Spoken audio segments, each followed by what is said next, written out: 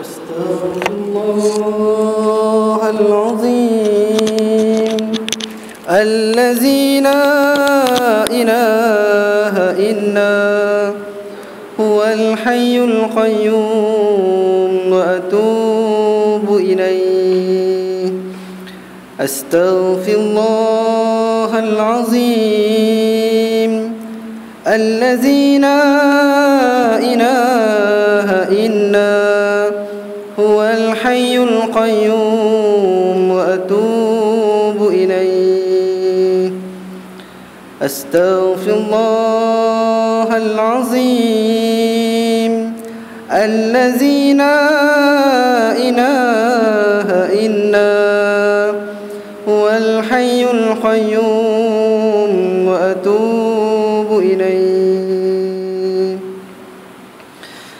حسبي ربي جل الله ما في قلبي غير الله على محمد صلى الله لا إله إلا الله حسبي ربي جل الله ما في قلبي غير الله على محمد صلى الله لا إله إلا الله حسبي ربي جل الله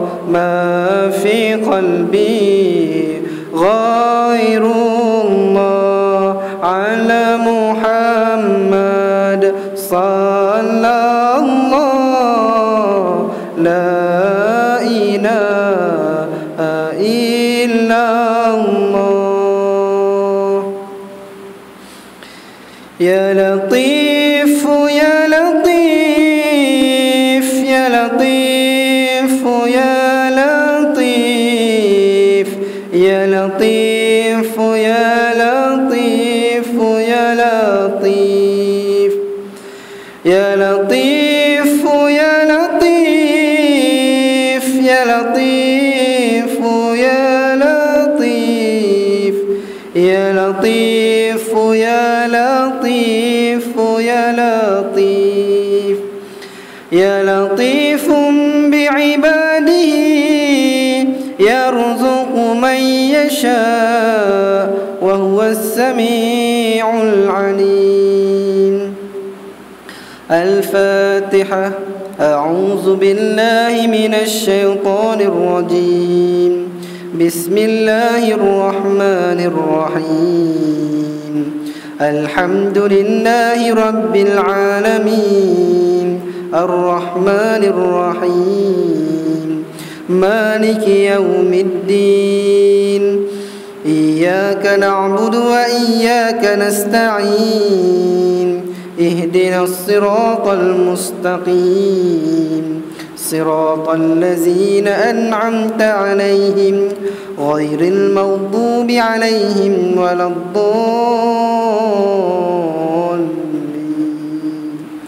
آمين.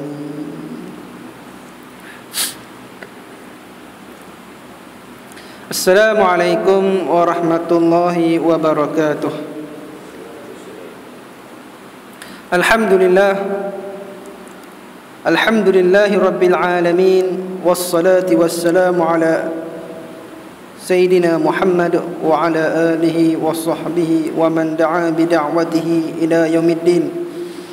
Allahumma salli ala hadzal nabiyil karim Muhammad sallallahu alaihi wasallam الفاتح لما أغلق والخاتم لما سبق الناصر الحق بالحق والهادي إلى صراطك المستقيم وعلى آله وصحبه حق قدره ومقداره العظيم قال رب اشرح لي صدري ويسر لي أمري واحلل عقدة من لساني يفقهوا قولي قال سبحانك لا علم لنا إلا ما علمتنا إنك أنت العليم الحكيم ولا حول ولا قوة إلا بالله العلي العظيم أما بعد. Alhamdulillah, setinggi-tinggi puji bagi Allah Subhanahu wa taala yang telah menggunakan kepada kita dengan berbagai-bagai nikmat. Moga-moga kita menjadi hamba-Nya yang bersyukur di atas segala nikmat yang Allah Taala kurniakan kepada kita, dan juga kita menggunakan nikmat yang Allah Taala kurniakan kepada kita dengan sebaik-baik mungkin, dengan kita melakukan amal kebajikan, amal ibadat. Moga-moga Allah Ta'ala akan tambah lagi nikmatnya kepada kita, di atas syukur kita di atas nikmat Allah Subhanahu wa Ta'ala. La in syakartum la azidannakum wa la in kafartum inna azabi lasyadid. Dan Allah Ta'ala sebut, kalaulah kita bersyukur dengan nikmat Allah Ta'ala ini, Allah Ta'ala akan tambah lagi, tambah dengan nikmat yang kita kadang-kadang kita tak sangka, dan tambah dengan nikmat yang berganda-ganda. Tetapi jika kita ini kufur, kita ini ingkar, kita lawan Allah Ta'ala, sesungguhnya azab Allah Ta'ala ini sangatlah pedih, dan kita sendiri takkan mampu nak menanggung siksa Allah Subhanahu wa Ta'ala. Dan syukur kita sehingga ke malam ini, sehingga ke saat ini, masih lagi kita diberikan nafas oleh Allah Subhanahu wa Ta'ala, diberikan kehidupan sehinggalah ke malam nisfu Sya'ban, malam pertengahan daripada malam bulan Sya'ban. Dan syukur kita, insya-Allah, moga-moga Allah Ta'ala panjangkan umur kita untuk kita bertemu dengan Ramadan Al-Mubarak. Tak lama dah, 15 hari lagi ya. Pejam celek, duk rasa sat ya. Puasa dah no. Tuan-tuan kali dah. Tuan-tuan perasan ke dah? 15 hari lagi ya nak puasa. Seronok ke tak? Kata rasa apa? Biasalah. Rasa apa? Ramadan Al-Mubarak nak mai dah tuan-tuan. Umpamanya nak datangnya tetamu mai ke rumah kita. Ramadan umpama tetamu yang akan datang mai ke rumah kita, nak mai selama 30 hari. Selama 30 hari. Bila tamu nak mai ni, apa persediaan kita untuk bertemu dengan tetamu kita, tambah tetamu yang terhormat. Kalau Obama mai tuan-tuan, Presiden Amerika nak mai syariah 5 hari ya contohnya, buat persediaan. Sniper bangunan penuh sniper. Jalan-jalan semua bertakbih. Tak ada sampah apa semua, tak ada. Elok belakang. Tu tetamu daripada Presiden Amerika. Tetapi yang nak mai ni Ramadan dan nak mai 30 hari. Bila nak mai 30 hari ni, nak kena sedia apa? Takkan nak biar macam tu tetamu nak mai ni. Istimewa. Bila nak mai ke rumah kita, nak kena sedialah. Tak.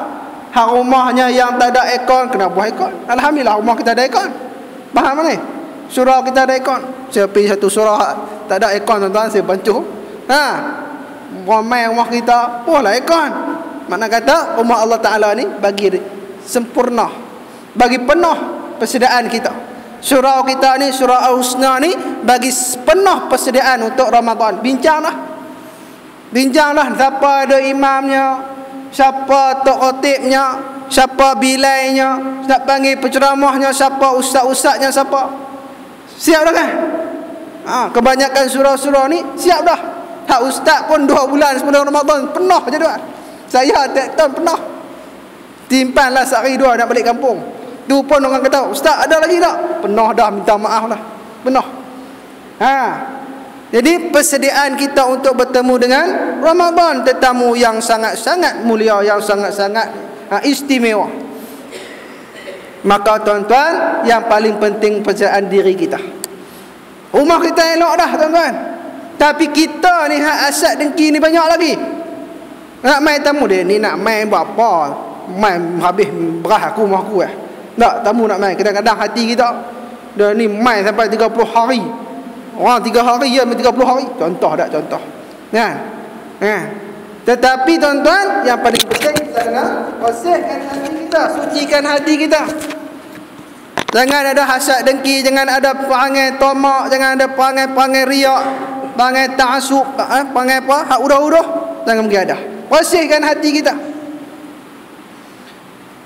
Cucikan hati kita supaya kita bersiap sedia nak terima Ramadan dengan hati yang bersih. Seronok ya. Tamu mai pun seronok ya.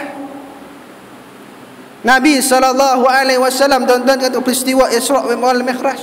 Nabi SAW nak diangkat ke langit bertemu dengan Allah Subhanahu wa taala. Nabi pun pi cuci hati dulu. Nabi dibelah dada dia.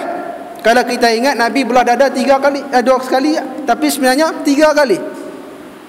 Yang pertama di perkampungan Bani Sa'ad. Yang kedua sebelum Nabi menjadi Rasul. Yang ketiganya sebelum Nabi diangkat bertemu dengan Allah Subhanahu wa taala. Maka Nabi dibelah dada dia, diambil hati dia, disucikan air Zam-Zam. Cuci hati tuan-tuan. Tuan-tuan, lepas ni belah dada lah, cuci hati. Tunggu hari. Pergi jumpa doktor ni, Ramadan tak lama dah ni. Saya nak main belah dada, nak main cuci. Boleh ke macam tu? Kita tak boleh lah. Nampak macam mana?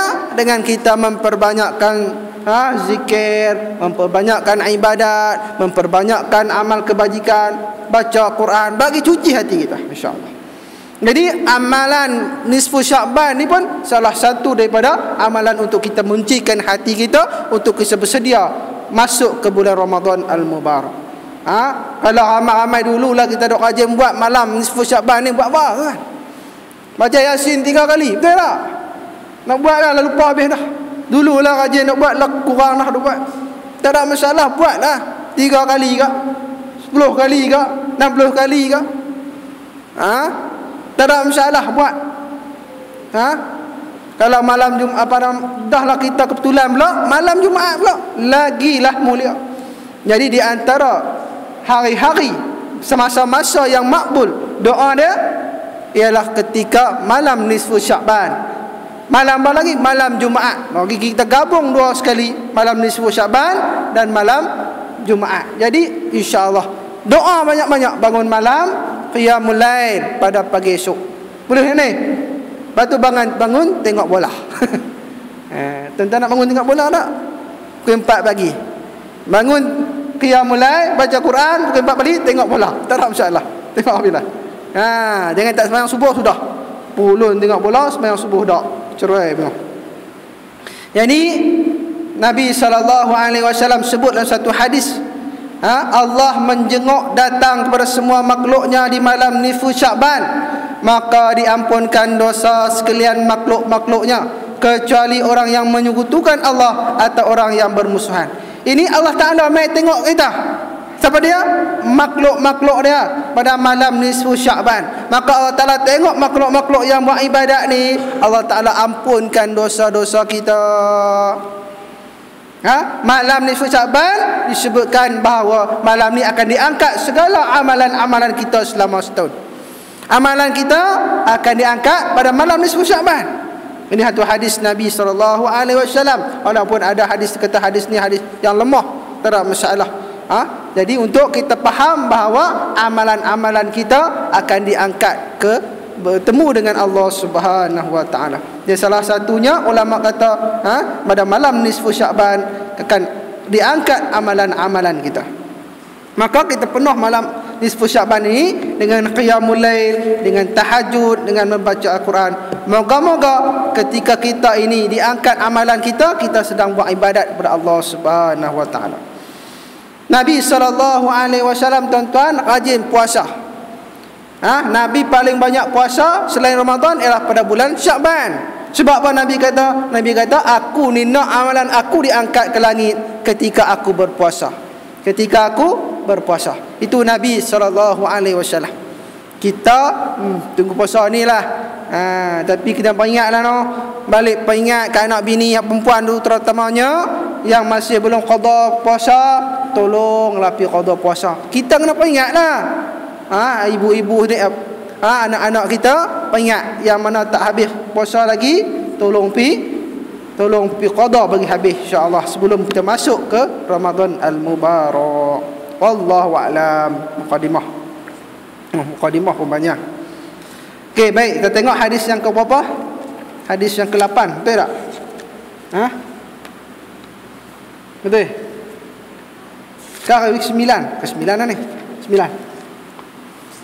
Baik, kita tengok hadis kita, hadis akhir zaman yang dikarang oleh Syekh Ahmad Fahmi Zamzam, yang mana hadis ini nak menceritakan tentang perkara-perkara akhir zaman yang akan berlaku kepada umat Nabi sallallahu alaihi wasallam. Hadis yang ke-9. An Abi Hurairah qala qala Rasulullah sallallahu alaihi wasallam bada al-islamu qariban wa sayaudu kama bada'a qariban fatuba lil quraba. Riwayat Muslim. Maksudnya hadis yang diriwayatkan oleh Abu Hurairah radhiyallahu an, bersabda Nabi sallallahu alaihi wasallam,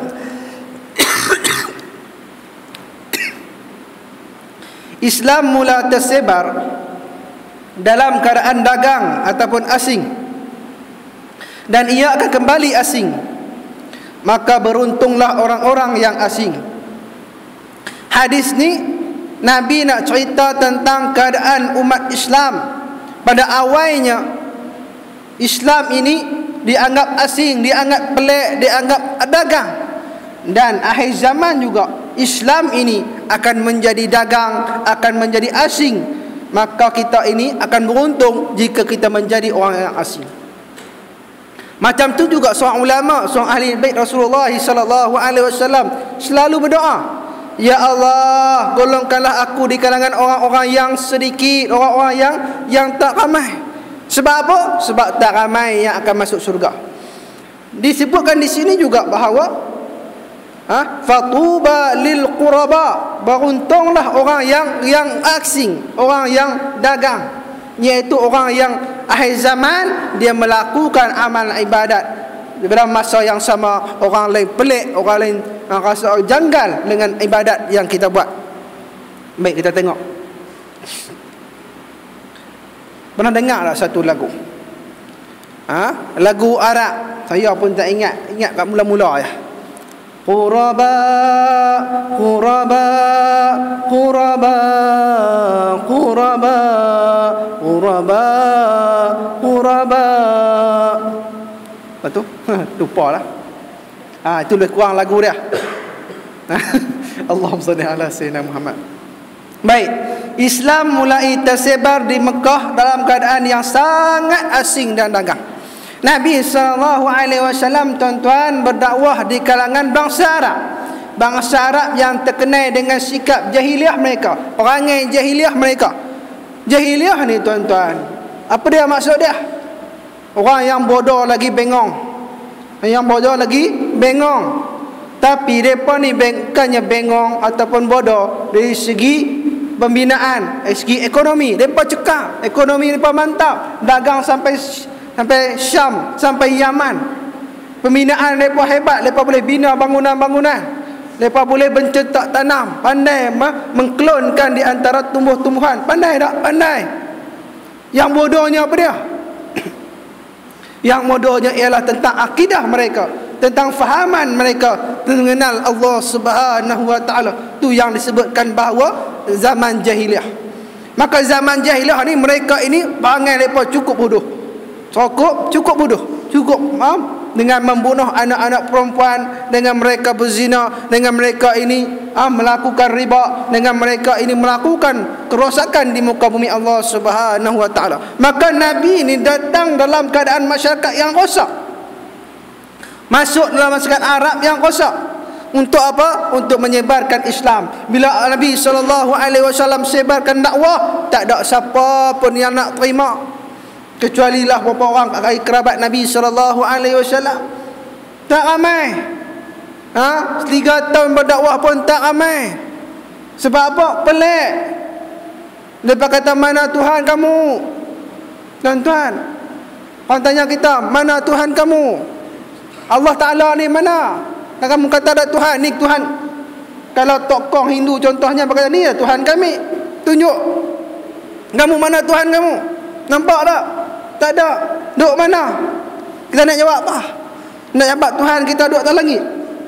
Betul kan? Rosak akidah kita. Kita pun tak kemah mantap iman kita. Awwaluddin ma'rifatullah.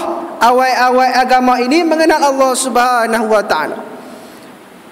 Allahumma salli ala sayyidina Muhammad. Maka Nabi SAW berusaha untuk berdakwah di kalangan orang-orang Quraisy. Maka ramai yang tidak menerima Islam.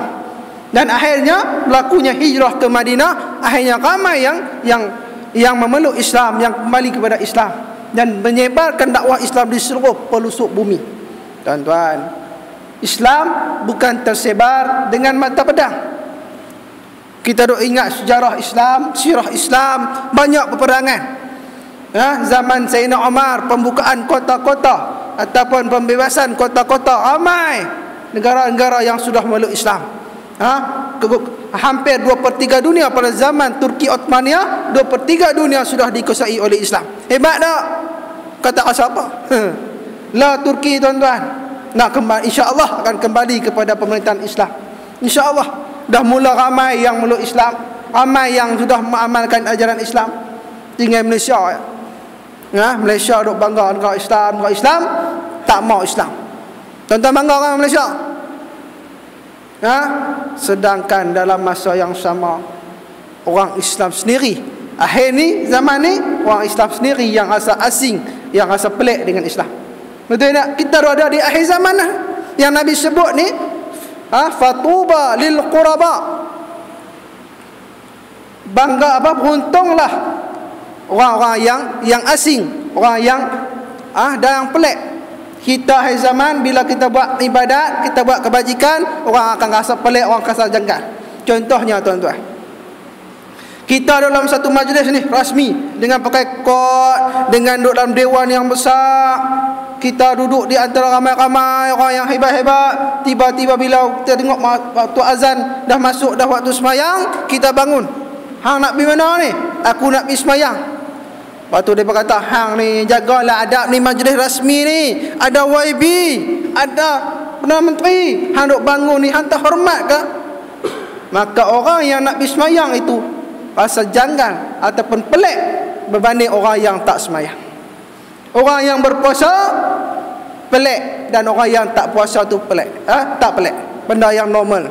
Tak semayang, biasa. Hang tak erti baca Quran, biasalah. Hang tak mengaji, biasa.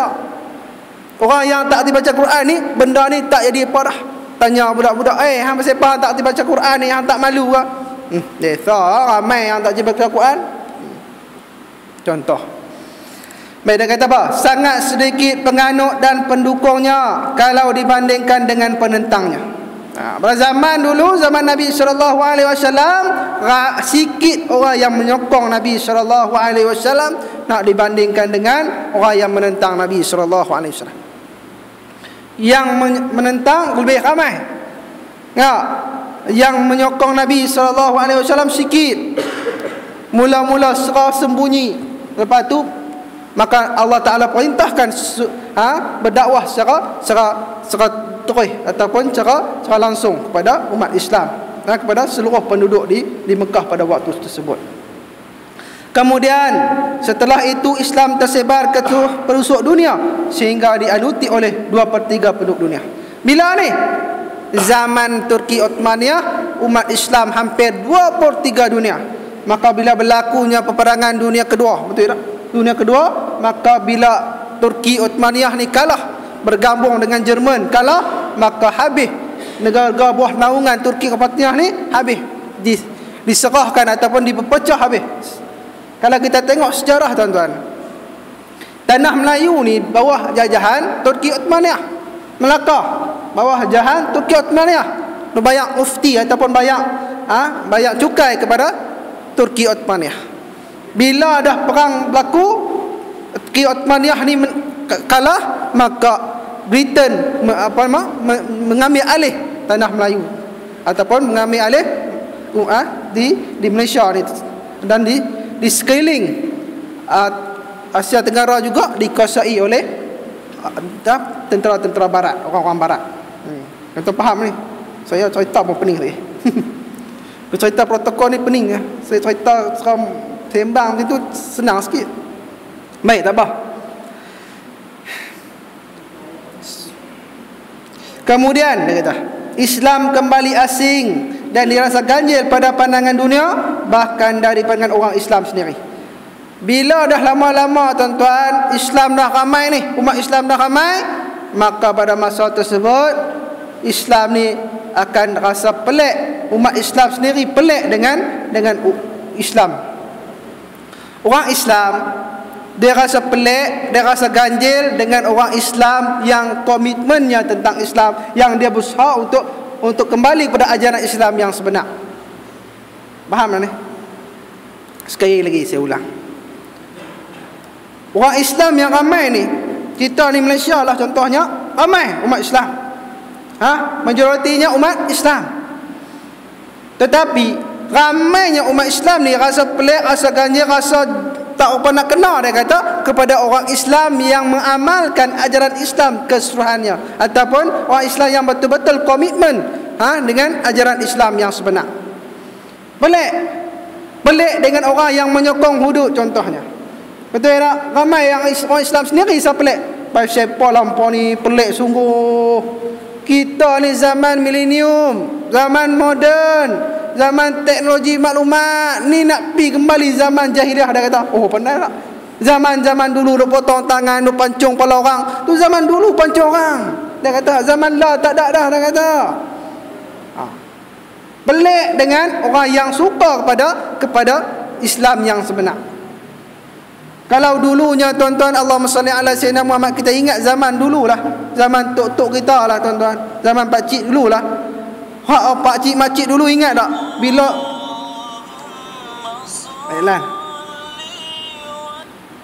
zaman-zaman tok-tok kita dulu, mak-mak kita dulu, lepas pakai tudung sekerat betul tak? Orang nak rasa pelik tak? Biasa semua macam tu. Betul tak makcik? Betul tak? Tak ada hak pakai monitor apa. Tak ada. Zaman lah ramai yang pakai tudung elok, pakai tudung labuh, pakai tudung yang menutup aurat. Betul tak? Lah, nanti zaman nanti tuan-tuan, orang yang pakai macam ni pelik. Law pun nampak sikit pelik. Ada ni pakai tudung labuh. Apa? Tengok panas ke? Tak. Law dia nak kembali pada zaman dulu apa? Pakai tudung sekat kepala. Kan? Kita punya mem sang kita macam tu lah. Dia tunjuk contoh hak zaman dulu. Dia kembali pada zaman tok-tok kita dulu. Pakai apa? Pakai tudung nampak jambui.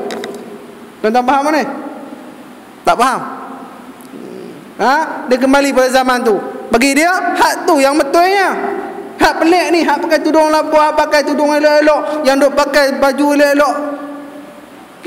Apa tak panas kau? Apa ni? Dulu boleh lah, kita moden lah. Nampak tak? Maka orang rasa pelik. Kita ambil contoh mudah tuan-tuan yang saya sebut tentang sunnah Nabi SAW. Kita amal sunnah Nabi ni pun salah satu kita pegang sungguh-sungguh komitmen kita dengan ajaran Islam. Kita ramai akan pelik. Yang pelik orang yang betul-betul ikut sunnah Nabi SAW. Kalau kita dah masuk dalam surau, okey, contohnya. Tapi bila kita keluar daripada surau, kita keluar daripada masjid, keluar daripada tempat-tempat ibadat, kita buat ikut sunnah Nabi, kita akan rasa pelik. Orang tengok pelik, orang tengok ganjil, orang kata dia ni tak rati, dia ni tak adab. Betul tak? Saya cerita sebanyak kali lah. Hotel-hotel, tempat-tempat restoran yang besar-besar, makan dengan orang besar-besar contohnya. Saya duduk biasa tuan-tuan, makan dengan orang besar-besar ni kan. Bila makan ni mereka semua garpu lah. Saya biasalah tanya mereka, ayat basuh tangan tang mana? Dia kata kena pergi tanah. Tak apa, kita pergi tanah kan, basuh tangan apa semua, makan dengan tangan. Mereka ni semua garpu. Tengok kita pelik. Kita mana nak hati, mudah tengah ayam apa semua senang sikit. Nah, habis-habis tu tuan-tuan, kita jilat jari. Bila jilat jari itulah orang tengok rasa sangat jijik dengan orang yang jilat jari ni. Usah kita, oh dia ni apa ni, kelapak sungguh. Kelapak apa? Dia ni lapak sama terang mana langsung ni berjilat. Kan? Terang mana langsung. Kita dengan piring-piring tu kita apa nama? Licin mai. Depa kata dia ni insya-Allah kampung mana mai. Sedangkan itu sunnah Nabi SAW. Bila kita jilat jari tuan-tuan, ada enzim-enzim, ataupun benda-benda yang mengikut sunnah Nabi sallallahu alaihi wasallam ini boleh buat khasiat ataupun manfaat pada kita. Bila kita makan, dia boleh hadam balik ataupun dia boleh memberikan faedah lah kepada kita. Tapi kita buat, orang tengok pelik. Betul tak? Pakai sorban pi pasaraya, try buat. Pakai jubah, pakai serida, pakai selendang, pi tempat-tempat yang ataupun pi tempat-tempat tepi pantai ke. Semua orang tengok pelik. Dia kata apa ni tak ikut tempat langsung. Itulah. Baik. Seorang yang iltizam dengan Islam dipandang sepi oleh masyarakat dan terlalu susah untuk terima sebagai individu yang sihat. Jadi orang yang amalkan Islam sepenuhnya, bagi dia ini tak normal, bagi dia ini tak sihat. Nanti zaman anak cucu kita akan lebih rasa teruk lagi. Zaman anak cucu kita, tuan-tuan, bila ajaran Islam ini akan lebih rasa jijik, sedangkan mereka itu orang Islam sendiri. Mereka bila nak pakai, mereka malu, segan dengan amalan-amalan Islam, segan dengan nak buat amal sunnah Nabi SAW. Malu orang. Sedangkan itu sunnah Nabi, sedangkan itulah benda yang sepatutnya kita amalkan. Jadi tuan-tuan, Allahumma salli ala Sayyidina Muhammad. Hai zaman nanti pastinya akan berlaku benda yang Nabi SAW sebut. Fatuba lil quraba, beruntunglah orang yang pelik, orang yang dagang. Tuan-tuan, nak dia orang pelik tak? Banyak. Contohnya tuan-tuan, Allahumma salli ala Sayyidina Muhammad, akhir zaman ni juga ramai ajaran-ajaran yang pelik. Kata, Nabi kata akhir zaman ni beruntunglah orang yang pelik, maka kita kena ikut ajaran-ajaran yang pelik. Tu yang bengong tu, ngaji tak mau. Kan? Bila orang tanya kepada saya lah, tuan-tuan, saya terus terang. Orang tanya saya, ni ustaz macam mana tentang fatwa kebangsaan, kata tarikat Nasyabandiyah Aliyah ni yang dipimpin oleh Syekh Nazim, kenal tak? Macam mana? Kata sesat ke tak, tuan-tuan? Maka bila mufti Kedah pun kata sesat, ramai ulama-ulama yang kata sesat. Jadi apa pendapat saya pula? Tanya saya. Tuan-tuan, Allahumma salli ala Sayyidina Muhammad. Bab tarikat, bab benda-benda yang kita sendiri, orang awam ni tak mampu nak faham, baik kita berdiam diri ataupun kita ikutlah para ulama-ulama. Kalau nak ikut majlis fatwa, silakan, kata sesat. Bagi saya, ni pendapat individu ni, jangan kata saya sesat pula. Pening. Bagi pendapat saya, dia tak sampailah kepada tahap yang sesat. Mereka mungkin tersalah sedikit, mungkin ada kelemahan, mungkin banyak yang kurang, mungkin dari segi pendapat tu tak boleh terima bagi penduduk Malaysia. Tak boleh nak diterima. Tetapi mungkin tak sampailah tahap sesat ataupun tahap keluar daripada akidah Islam itu sendiri. Mungkin mereka tak sama dengan kita, tak sama dengan ahli sunnah wal jamaah, tetapi bagi saya mereka tak sampai tahap kepada hukum sesat ataupun keluar daripada Islam, iaitu murtad wa na'udzubillah. Jadi kita, tuan-tuan, apa pun yang kita nak ambil ilmu-ilmu yang asal benda itu kita tak tahu, lebih baik kita berhati-hati. Lebih baik kita berhati-hati. Kalau tengok asal pelik tak sama macam orang ni, baik kita tanya tok guru. Dia orang hakikat dengan orang hakikat dengan orang syariat ni, dia tak sama pahaman dia. Kalau orang dia faham dua-dua, insya-Allah dia akan lebih senang untuk memahami apa itu ilmu-ilmu tarikat ni. Jadi ada orang tanya, tuan-tuan, Allahumma salli ala Sayyidina Muhammad, ustaz, tolong ustaz ni cari habaq kat saya yang boleh ajak saya ilmu-ilmu batin ni, ilmu abjad, silat abjad semua boleh terbang-terbang ni. Saya minat sangatlah. Saya ni pejuang Islam. Dia sembang. Saya semangat. Saya bila ada orang Cina ke, ada orang muka Islam nak main serang perang esok, saya nak pergi lawan, saya nak buat pedang nak lawan. Saya kata, orang lain tak main pedang dah, orang boleh nampak tembak perangnya. Kata Yun marah kan. Saya kata kat dia, Allahumma salli ala Sayyidina Muhammad. Kalau betul-betul hang nak masuk nak belajar ilmu-ilmu macam tu, hang pergi kemah diri hang loh. Hang pergi kemah ilmu tauhid, hampir kemah ilmu fiqh, ilmu yang wajib tadi rihang, semayang baik tak apa nama semayang baik kemah pas semua baru hang jumpa aku lain. Faham tak ni tuan-tuan? Semayang pun duk terawang-awing lagi. Dia kata, saya nak masuk sebab tu lah, pergi semayang saya jaga. Malah kata esok kan tak semayang tu. Esok masuk neraka tu. Wa na'uzubillah. Sebab apa? Takut salah faham, takut salah ambil. Ikut ambil ya. Macam tu. Jadi asas kita tu baik kemah. Asas tauhid kita baik kemah, asas fiqh kita baik kemah. Lepas tu hang nak masuk tarikat pun masuklah. Jangan buta-buta, jahil-jahil, bodoh-bodoh pergi masuk tarikat tu. Tarikat ni tambah salah satu daripada cabang tasawuf, ilmu tasawuf, nak suci hati.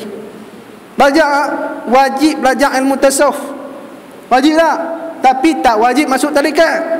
Makcik dah tarikat tak? Abang dah tarikat tak? Ada. Tarikat apa? Tarikat apa? Tarikat ni jalan. Tarikat saya ikut Imam Asy-Syafi'i. Betul tu. Ikut Imam Syafi'i sudah. Tapi orang yang belajar ilmu tarikat ini, mereka nak memantapkan diri, nak dekatkan diri pada Allah Subhanahu Wa Taala. Tapi ingatlah, orang muda ni dia semangat lebih. Dia semangat. Bila semangat macam tu kena hati-hatilah, no? Supaya tak tersesat jalan, tak gila isim orang kata. tak gila isim. Jadi hati-hatilah dengan ajaran-ajaran yang semakin akhir zaman ni semakin banyak berlaku. Wallahu a'lam tuan-tuan. Saya mohon maaf kalau ada salah dan silap tuan-tuan. Jadi insya-Allah kita panti awal sikit, noh, sebab saya ada lagi mesyuarat di Kulim nak kena berakah pi di kita panti setakat ni. Dan insya-Allah kita akan baca doa untuk kita ambil berkat pada malam nisfu Syaban. Boleh tak? Saya passion saya bila bunyi azan kan nak mandi. Allahumma salli ala sayyidina Muhammad. Jadi tuan-tuan, saya nak cerita. Kita ni orang yang beruntung. Tuan-tuan nak masuk syurga tak? Nak masuk tak ni? Tak ada orang sebut pun. Nak masuk tak? Tanya pelacak pun nak masuk. Tanya orang maksiat pun nak masuk. Tanya siapa pun masuk. Pergi tanya orang hak duk pelacak belan tu. Oi kak ni duk buat maksiat, duk buat apa semua ni, buat makar tak elok semua ni, dah syurga ke masuk neraka? Wah, hanya aku ni tak masuk syurga. Hanya aku ni jahat sangat. Aku baiklah. Walaupun aku buat macam ni hati aku poseh. Aku ni masuk syurga ke dengan seorang dia kata. Dia pun nak masuk syurga. Jadi kita ni tuan-tuan nak masuk syurga tak? Nak masuk syurga tak? Nak. Tuan-tuan, kita nak masuk syurga yang mana? Syurga yang kekal selama-lamanya. Kita alhamdulillah dah masuk syurga dah kat dunia ni. Betul tak? Betul ni? Kat dunia ni syurga apa? Majalisul ilmi min riyadil jannah. Majlis-majlis ilmu ini salah satu daripada taman-taman syurga. Untung nak kita ni. Untung dah dah masuk syurga. Setengah orang takut. Takut nak masuk taman-taman syurga. Kalau kat dunia ni pun dia takut nak masuk syurga, kat akhirat boleh masuk tak? Faham ni? Kalau dunia ni pun dah nak masuk masjid pun takut, nak main mengaji pun takut, duk tak suka orang mengaji, duk halang orang main mengaji, duk kata macam-macam kat orang mengaji. Kat majlis ilmu dia kata semua benda tak elok belaka, duk cerita orang hasad dengki, duk kianat kat orang. Oh, ceramah ni kerja kata orang. Oh, kuliah ni kerja duk kata orang. Habis tu Quran pun ditulis, dibuat untuk orang, bukan kat binatang. Quran Islam ini diturunkan untuk dua benda, dua makhluk, jin dan manusia, bukan untuk binatang. Habis kena kata lah. Nak kata kat jin pun faham sebelah tu cik jin pun main malam ni. Jadi kita ni beruntung sebab kat dunia pun kita pula nak masuk syurga. InsyaAllah bila akhirat esok kita berpeluang menjadi penghuni syurga yang kekal selama-lamanya. Kalau kat dunia tak pulun masuk taman-taman syurga, tak pulun ke majlis-majlis ilmu, duk kata macam-macam, duk asal dengki lagi, maka tuan-tuan, kat akhirat esok ada peluang tak? Takut-takut Allah Ta'ala tak bagi peluang untuk kita menghidu bau syurga sekalipun. Takut macam tu. Allahumma salli ala Sayyidina Muhammad. Maka kita ni orang-orang yang rugi. Kita bukannya fatuba lil quraba, kita bukan orang yang beruntung, tetapi kita orang yang rugi apabila kita tidak menjadi tetamu Allah, jadi menjadi penghuni syurga di dunia. maka kita juga tidak akan berpeluang untuk menjadi penghuni syurga Allah Subhanahu wa taala. Insya-Allah tuan-tuan, berusaha tambah-tambah bulan Ramadan nanti penuhkan dengan majlis-majlis ilmu. Setengah orang marah, apa ni nak kalut dengan kuliah-kuliah? Dah lampau tiap minggu, dah tiap bulan. 11 bulan hampa duk hantar ambil kuliah. Ni bulan puasa pun duk kalut juga nak buat kuliah tambah. Abang dia. Bulan lain haram tak main pun. Bulan puasa yang kami pulun tu. Betul tak? Kami nak tolong hampa, lepas hampa daripada tanggungjawab mengaji, menuntut ilmu. Hampa sepatutnya terima kasihlah kami tolong hampa. Kalau kami tak buat majlis-majlis ilmu, hampa pakai berdosa. Faham tak ni? Kami nak tolong hampa bagi lepas hampa daripada tanggungjawab menuntut ilmu. Talabul ilmi faridatun ala kulli muslim wal muslimah. Untuk ilmu tu wajib bagi lelaki dan perempuan. Jadi kami ini belum buat ni sebab apa? Nak lepas hampa daripada tanggungjawab menuntut ilmu. Jadi tuan-tuan, pulun bagi ada tazkirah. Orang nak kata apa? Lantak dah. Janji buat bagi ada. Bagi hak kemah-kemah. Hak orang kata orang tu biasa. Kena cari ustaz-ustaz kata orang nah. Jangan cari ustaz hak duk kata kat lembu, kat kambing, tu tak guna. Duk cerita bab-bab apa nama buah-buahan tempatan ke, tu tak jadi. Kena cari ustaz hak duk kata kat orang. Baru betul. Barulah sampai. Sebab apa? Quran pun untuk kata kat orang. Quran turun pun nak kata kat orang noh. Baik. Faham ni? Insya-Allah. Jadi tuan-tuan, sama-samalah kita berusaha untuk membersihkan diri kita untuk bertemu dengan Ramadan Al-Mubarak. InsyaAllah kita akan bertemu lagi pada bulan Ramadan nanti, insyaAllah. Wallahu a'lam. Apa yang baik itu daripada Allah Ta'ala, yang lemah itu atas kelemahan, atas kejahilan diri saya sendiri, dan semuanya kembali pada Allah Subhanahu wa Ta'ala. Saya sudahi dengan wabillahi taufiq wal hidayah. Assalamualaikum warahmatullahi wabarakatuh. A'udzubillahi samii' alim minasyaitonir rajim. Bismillahirrahmanirrahim. Alhamdulillahi rabbil alamin, wassalatu wassalamu ala asyrafil anbiya'i wal mursalin wa ala alihi washabbihi ajma'in. Ya Allah ya Rahman ya Rahim, Rabbana zalamna. Ya Allah ya Tuhan kami, sesungguhnya kami ini hamba yang menzalimi diri kami ya Allah. Rabbana zalamna anfusana wa illam taghfir lana ya Allah.